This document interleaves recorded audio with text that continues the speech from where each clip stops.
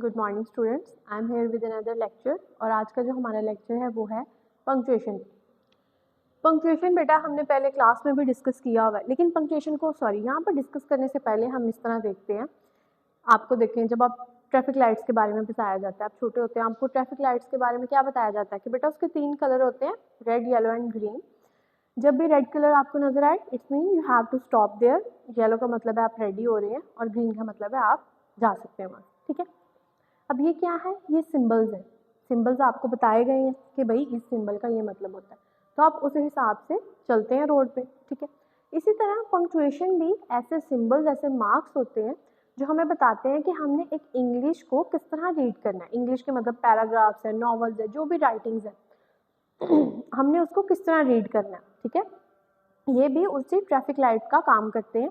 हमें पता चल जाता है यहाँ पे हमने स्टॉप लेना है, यहाँ पे हमारा काम जो है कंटिन्यू है, यहाँ पे हमने ये करना है, हमें सब कुछ पंक्चुएशन से पता चल जाता है।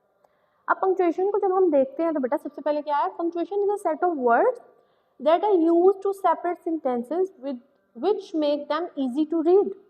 मतलब हमारे पास पैराग्राफ्स हैं, हमारे पास डिफरेंट राइटिंग्स हैं, बट जब हमें पंक्चुएशन मार्क का पता चल जाएगा, पंक्चुएशंस का पता चल जाएगा, तो हमारे लिए इजी हो जाएगा किसी भी चीज़ को पढ़ना, उसको इंटरप्रेट करना कि इसका असल में मतलब क्या था। यहाँ पे हमारा जो राइटर है वो क्या कहना चाहता था, क्योंकि राइटर ही वो सिंबल्स यूज करता है, ठीक है। राइटिंग में एक ऐसे लिखा, एक स्टोरी लिखी उसने, तो वो उन सिंबल्स को यूज करता है, और रीडर को जब इन सब चीज़ों का पता होता है तो उसको पढ़ने में आसानी होती है, और उसको पता होता है कि यहाँ पे हमारा राइटर ये बात कर रहा है, ठीक है।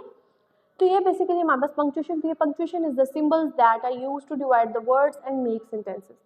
वही है, हमें पता चल जाता है सिंबल से इसका ये मतलब है, इसका ये, ठीक है। तो अब हम देखते हैं कि पंक्चुएशन के मार्क्स कौन से होते हैं। पंक्चुएशन का सबसे पहला मार्क्स है पीरियड। आगे मैंने उसका सिंबल बनाया, इट्स जस्ट अ डॉट, हम इसे फुल स्टॉप भी कहते हैं, ठीक है। फुल स्टॉप कहाँ आता है, जहाँ पे हम किसी सेंटेंस को एंड करें, एंड द सेंटेंस, सेंटेंस को खत्म करें, बात को खत्म करें, वहां पर हमने फुल स्टॉप अपना लगा देना। वो क्या चीज वहां पे इंडिकेट कर रहा है, वो वहां पे ये चीज इंडिकेट कर रहा है कि यहाँ पे ये बात खत्म हो चुकी है, ठीक है। जैसे I am going to home, आगे फुल स्टॉप है, इसका मतलब ये बात यहाँ पर खत्म हो गई है, इसके बाद कोई नई बात या कोई नया सेंटेंस स्टार्ट होगा। इस सेंटेंस को यहाँ पे हमने खत्म कर दिया, वहां पे हम फुल स्टॉप लगा देंगे, it just like a dot. Second में हमारे पास क्या है, कॉमा। कॉमे का मैंने यहाँ पे सिंबल लगाया। कॉमा हम क्यों यूज करते हैं, चीजों को सेपरेट करने के लिए, आइटम्स को सेपरेट करने के लिए। फॉर एग्जाम्पल मैंने यहाँ पे लिखा है I like apples, oranges, bananas and peaches, ठीक है। फ्रूट्स के नाम लिखे हैं ना, है तो सभी फ्रूट की कैटेगरी में आते हैं, लेकिन उनको मैंने एक चीज को दूसरी चीज से सेपरेट करने के लिए दरमियान में कॉमा लगा लिया। अब जब मैंने कॉमा लगाया तो उससे क्या पता चला कि एप्पल्स एक सेपरेट चीज है, बनानास एक सेपरेट चीज है, ऑरेंजेस एक सेपरेट चीज है। चीजों को सेपरेट कर दिया गया यहाँ पे, ठीक हो गया। उसके बाद है क्वेश्चन मार्क। क्वेश्चन मार्क का सिंबल देख लो बेटा, यहाँ पर मैंने लगाया। क्वेश्चन मार्क बहुत इजी है। क्वेश्चन मार्क हम क्यों यूज करते हैं कि जब हम कोई सवाल पूछ रहे होते हैं। सवाल क्या होता है, बहुत से सवाल होते हैं, जैसे आज मैं आपसे पूछूं what is your name, and पे क्या होगा, क्वेश्चन मार्क लगेगा। ये राइटिंग की बात कर रही हूँ मैं सारी, ठीक है। एंड पे क्वेश्चन मार्क होगा, इसका क्या मतलब है, क्या ये चीज इंडिकेट कर रही है, ये इंडिकेट कर रही है कि यहाँ पर क्वेश्चन को पूछा गया है जिसका रिप्लाई आना है, जिसका आंसर आना है, ठीक है। तो क्वेश्चन मार्क तब हम यूज करते हैं। उसके बाद हम जाते हैं एक्सक्लेमेशन मार्क पे। एक्सक्लेमेशन मार्क का क्या सिंबल है हमारे पास, is just a line with a dot. Exclamation mark किस चीज को इंडिकेट करता है बेटा, ये चीज इस चीज को इंडिकेट करता है कि यहाँ पर किसी सर्टन इमोशन या फीलिंग पर स्ट्रेस दिया जा रहा है। पार्ट्स ऑफ जब आपने स्पीच पढ़े थे तब भी हमने ये चीज को डिस्कस किया था इंटरजेक्शन में, ठीक है। लास्ट वाला पार्ट था ना इंटरजेक्शन, उसमें हमने क्या किया था कि एक्सक्लेमेशन मार्क लगाते हैं। यहाँ पे हम पंक्चुएशन में भी सिमिलर चीज पढ़ रहे हैं कि पंक्चुएशन में एक्सक्लेमेशन मार्क जब आप कहीं देखते हैं तो उसका ये मतलब होता है कि वहां के सर्टन इमोशन पे स्ट्रेस दिया जाता है। जैसे I am so happy, and पे फुल स्टॉप नहीं है, एंड पे एक्सक्लेमेशन मार्क है, क्योंकि इस इमोशन पर, हैप्पी वाले इमोशन पर स्ट्रेस दिया जा रहा है। राइटर यहाँ पे बता रहा है कि भाई वो बहुत खुश है, ठीक है। उसके बाद है कॉलन। कॉलन 2 डॉट्स हमारे पास होते हैं, ठीक है। कॉलन क्या है, कॉलन आप लोग यूज करते हो जब आप डेफिनेशन लिखते हो, ठीक है। फिजिक्स की डेफिनेशन आप लिख रहे हो, आप लिखते हो फिजिक्स, कॉलन लगाते हो, आगे अपनी डेफिनेशन लिखते हो या एक्सप्लेनेशन लिखते हो, ऐसे ही है ना। तो उसमें क्या होता है, हम कहते हैं इंट्रोड्यूस करते हैं लिस्ट को या एक्सप्लेनेशन को। हमने लिस्ट या एक्सप्लेनेशन को इंट्रोड्यूस करवाया, जैसे एग्जांपल है आई नीड, आगे हमने कॉलन लगाया पेन, पेपर्स एंड चार्ट्स, ठीक है, हमने एक चीज़ को एक्सप्लेन किया, भाई मुझे इन चीज़ों की ज़रूरत है, हमने वहाँ पे कॉलन लगा दिया। जैसे हम डेफिनेशन लिखते हैं, एक्सप्लेनेशन लिखते हैं, हम वहाँ पे कॉलन लगाते हैं। ठीक हो गया। सेमी कॉलन, सेमी का मतलब ये हाफ, ठीक है, मतलब एक हमारे पास डॉट है, एक हमारे पास कॉमा है, सेमी कॉलन ये हमारे पास इसका सिंबल आ जाता है। और इसमें क्या होता है, हम क्या करते हैं, दो क्लोजली रिलेटेड सेंटेंसेस जब हम लिखते हैं उनके दरमियान हम सेमी कॉलन यूज करते हैं। सेमी कॉलन इस चीज़ को इंडिकेट करता है कि यहाँ पर जो एक बात की गई है उसके रेफरेंस में उससे क्लोजली रिलेटेड एक और बात अब यहाँ पे हम करेंगे। यहाँ पे हमारे पास है I like reading, it's my favourite hobby.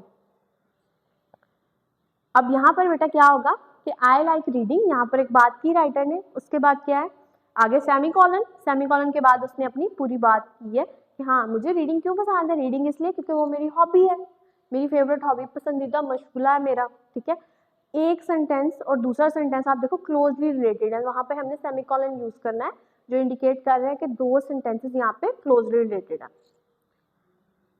उसके बाद है कोटेशन मार्क। कोटेशन मार्क बेटा जैसे आपको पता है, आप लोगों को मैं कहती हूँ कि ऐसे में भी आपने कोटेशन यूज करनी है। क्यों मैं कहती हूँ, कोटेशन का मतलब होता है कि आप किसी के वर्ड्स को एज इट इज एक जगह से उठा के दूसरी जगह पे यूज करते हैं।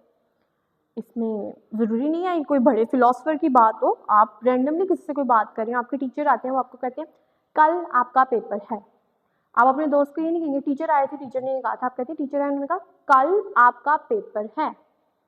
ठीक है, आपने अपने टीचर के एग्जैक्ट वर्ड्स उठाए और अगले बंदे तक पहुंचा दिए, तो क्या होगा वो कोटेशन मार्क है। जब हम उसको लिखेंगे उसके ऊपर कोटेशन मार्क्स आएंगी। कोटेशन मार्क्स का क्या मतलब होता है कि हमने ये डायरेक्ट वर्ड्स थे किसी के जिनको हमने यहाँ पे पुट किया।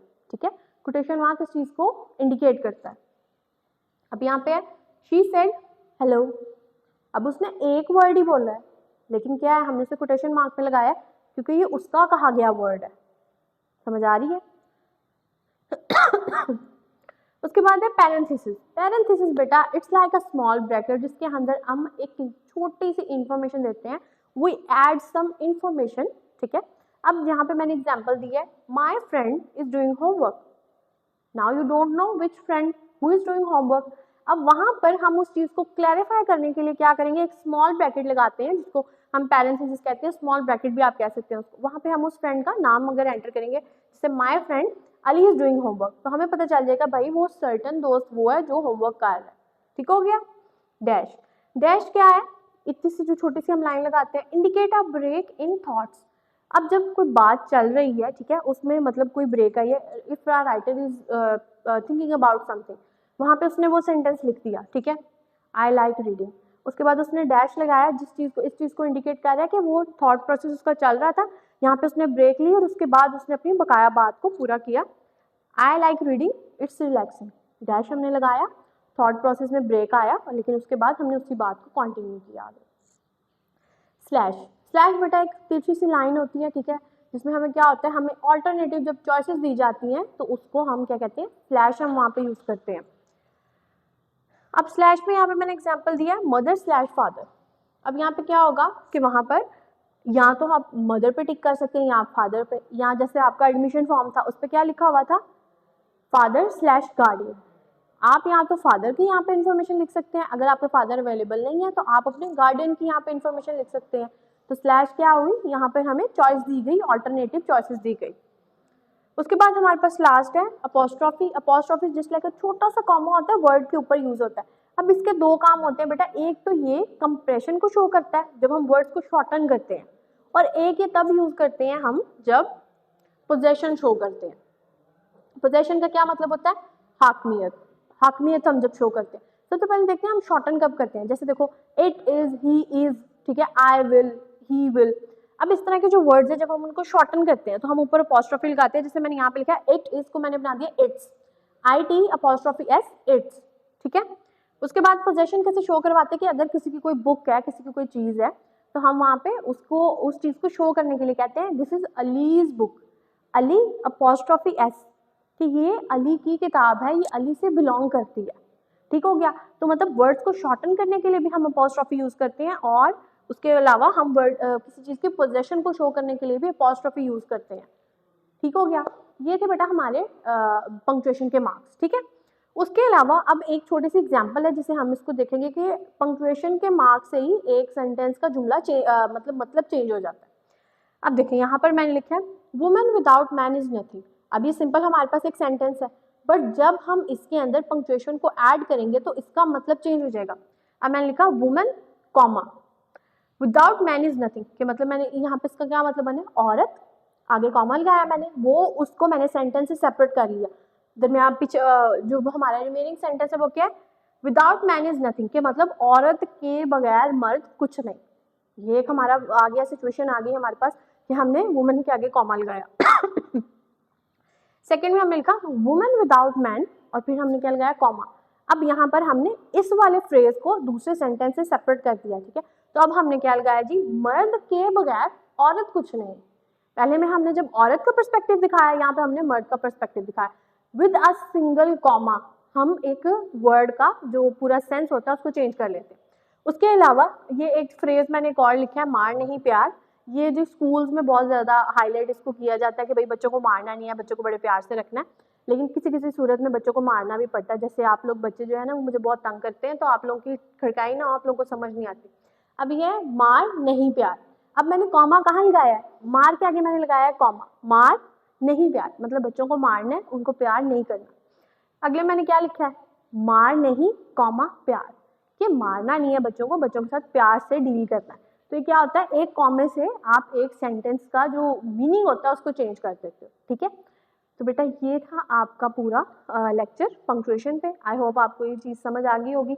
इसको आपने ध्यान से पढ़ना है, ठीक है। इसके पार्ट्स को अगर आपको किसी चीज़ की समझ नहीं आती बेटा तो आपने उसको ज़रूर पूछना है, ठीक है। और आज के लिए इतना ही, थैंक यू।